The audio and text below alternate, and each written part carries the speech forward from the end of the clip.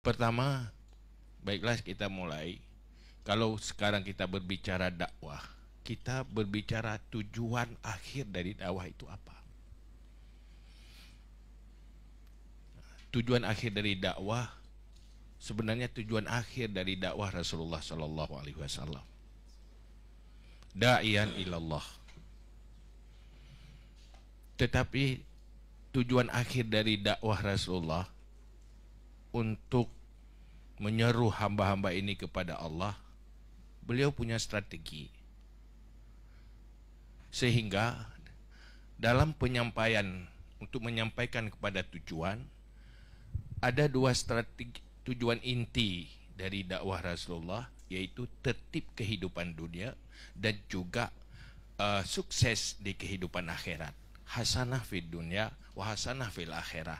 Itu sebenarnya fungsi dakwah dan fungsi agama.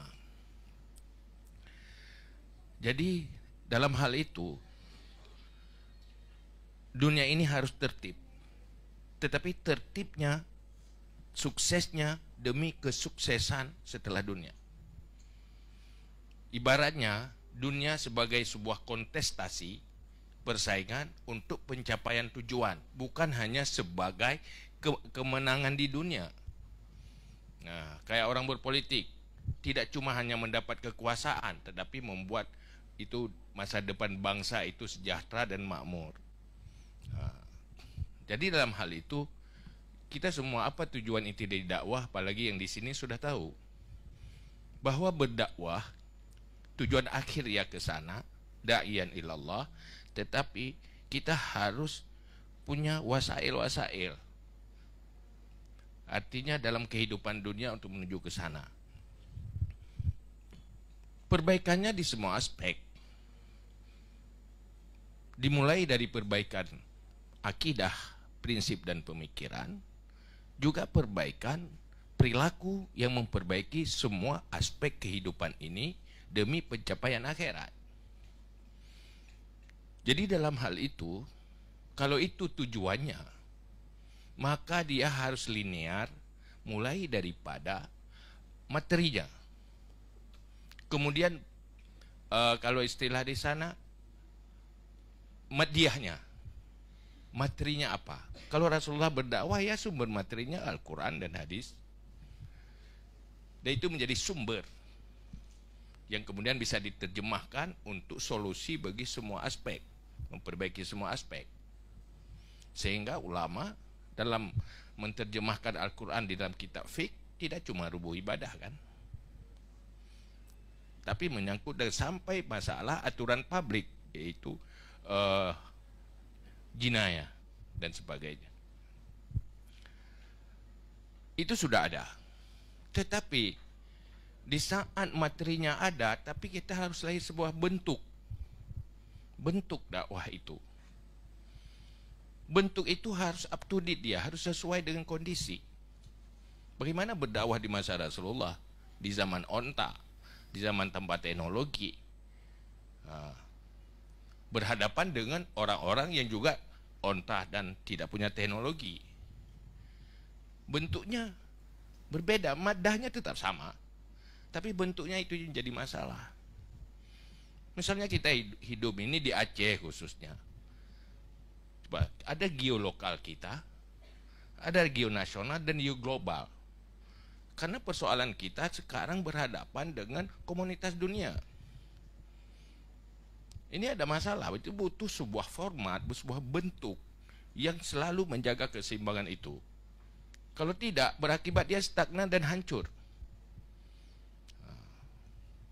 Maka oleh karena itu, ini perlu sebuah kajian bentuk dan pola dakwah kita yang selalu berhadapan dengan persoalan-persoalan yang sedang kita hadapi dan yang akan kita hadapi. Itu gambaran umumnya. Yang keempatnya, selain ada fa'iliyahnya, pelakunya. Pelaku pertama dalam dakwah ya diri Rasulullah. Tapi Rasulullah melahirkan pelaku-pelakunya yang dikenal dengan dalam sejarah Rijal Haula Rasul. Padahal diri Rasulullah itu punya pangkat nubuah, punya mukjizat, Tetapi Rasulullah melahirkan pelaku-pelaku di sekelilingnya. Ada rijal kholar Rasul. Itu sebagai orang yang melakukan, baik memfasilitasi, melakukan mediasi, publikasi, dan sebagainya. Maka oleh karena itu, kita kembali ke situ dalam berdakwah. Artinya apa? Dakwah ini tidak cuma event-event Isra Mi'raj, event-event Maulid, event-event mimbar dakwah. Tapi dakwah yang komprehensif dia. Bagaimana kita berdakwah sesuatu yang ideal, sementara yang melahirkan regulasi menghancurkan nilai dakwah kita. Artinya mereka tidak berdakwah di dalam dengan tangan-tangan kekuasaannya. Ini jadi masalah. Kita selalu baca Qiwamud Dunya bi arba'atin. Tidak dengan wahidatin ya. Arba'atin kan, ilmunya ulama, adlil umara, sahwatil agniya, doail fukara.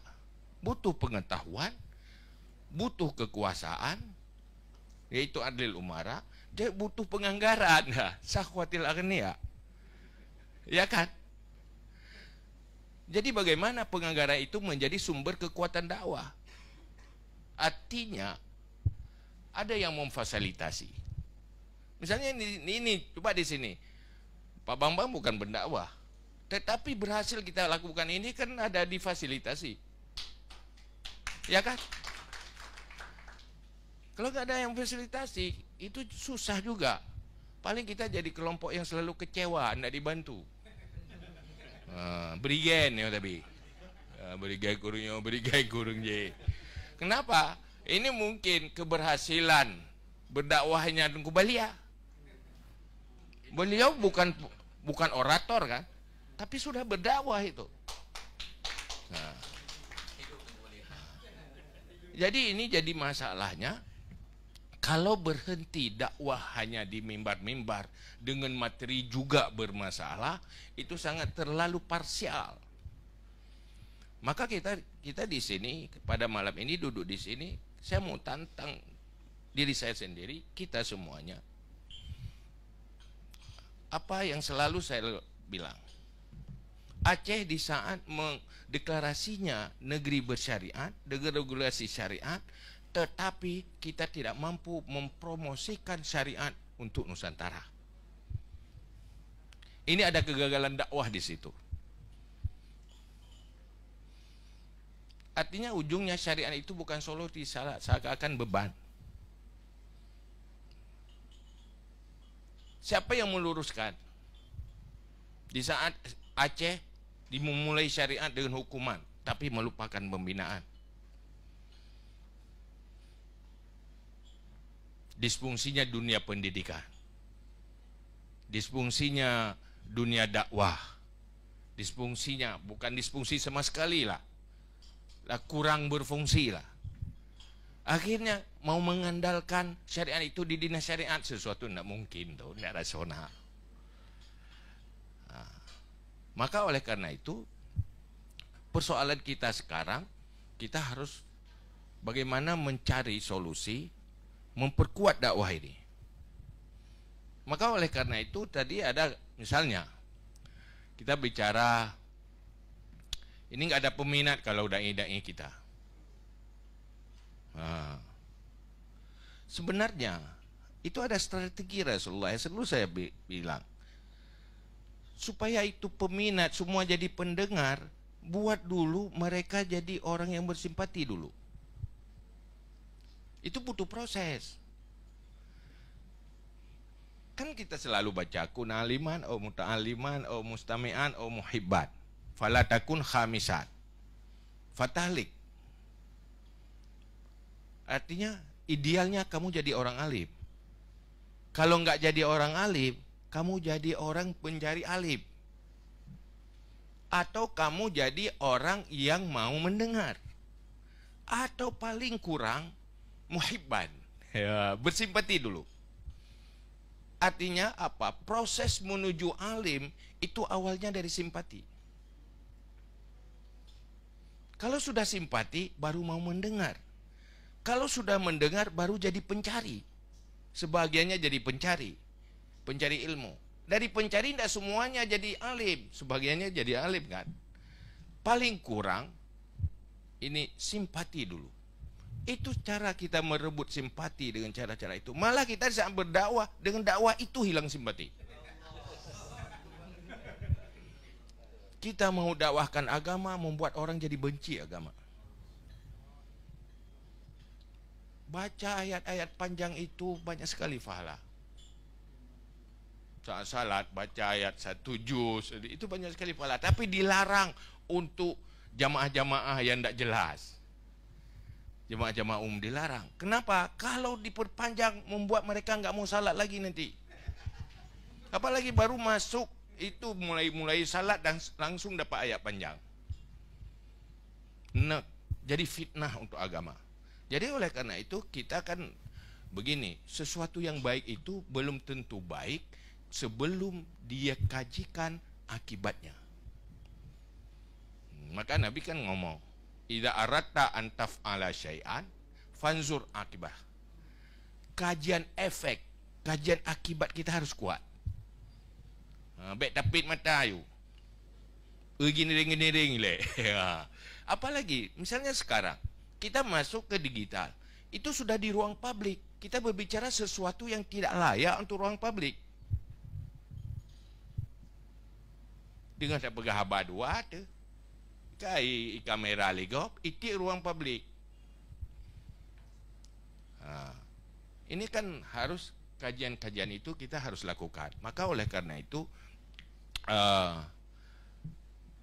yang menjadi pemikiran saya itu, dan pemikiran kita juga sebenarnya sama, dan saya dengar tadi punya pemikiran yang sama dan searah juga. Artinya apa? Jangan terbelenggu dakwah eksklusif. Artinya dakwah bukan cuma tugas dai-dai dan orator itu. Semuanya kita berdakwah dengan potensi yang ada. Orang kaya berdakwah dengan hartanya, orang alim berdakwah dengan ilmunya, orang yang berkuasa berdakwah dengan kekuasaannya. Bagaimana menggiring itu? Dan kemudian jelas apa tujuannya. Jangan sampai dakwah ini dianggap penghalang di dalam menghadapi persoalan hidup. Tapi kita harus buktikan bahwa dakwah ini solusi untuk dunia dan akhirat. Hasanah fi dunia, hasanah fil akhirat. Ini menjadi PR. Saya tidak beri solusi di sini. Saya hanya bicara tentang PR kita. Hanya rumusan berpikir yang saya pikirkan sendiri, yang bisa kita sempurnakan lebih dari apa yang saya ngomong ini. Apalagi kita di sini pasti punya pemikiran lebih. Artinya kita ayo berdakwah tapi tidak parsial, tidak eksklusif, dan benar-benar berdakwah di semua persoalan, baik dalam semua persoalan. Artinya kita tahu memang kita diperintah oleh sabar terhadap kepahitan. Tetapi dalam doa kita selalu berdoa, Rabbana atina fid dunya hasanah wa fil akhirati hasanah kan. Sesuatu yang diperintahkan berdoa itu kita harus capai. Kalau tidak tercapai maka diberi solusinya sabar. Tapi bukan mencari yang pahit kita untuk bersabar. Kan pada suatu hari Sayyidina Ali berdoa di samping Rasulullah, Allahumma ja'alni minas sabirin. Ya Allah, jadikan aku orang yang sabar. Jangan berdoa itu, nanti kamu diberi musibah. Karena untuk jadi orang yang sabar, wasalil afiyah, minta mohon afiyah. Kalau diberi kepahitan ya siap sabar, tetapi berilah afiyah. Target kita tetap hasanah fid dunya, hasanah fil akhirah. Berdakwah itu sebenarnya. Maka ini sebenarnya gambaran, karena saya disuruh ngomong, saya ngomong. Cuman tetap yang saya sampaikan pemikiran dan persoalan kita yang semuanya. Apalagi ini pesan untuk Aceh. Ayo berdakwah dalam semua aspek. Jangan cuma dakwah dalam aspek ibadah, tapi berdakwah juga dalam aspek-aspek yang lain, semua menjadi halal dan semua menjadi mazra'ah lil akhirah. Itu tujuan dari dakwah. Terima kasih. Assalamualaikum warahmatullahi wabarakatuh.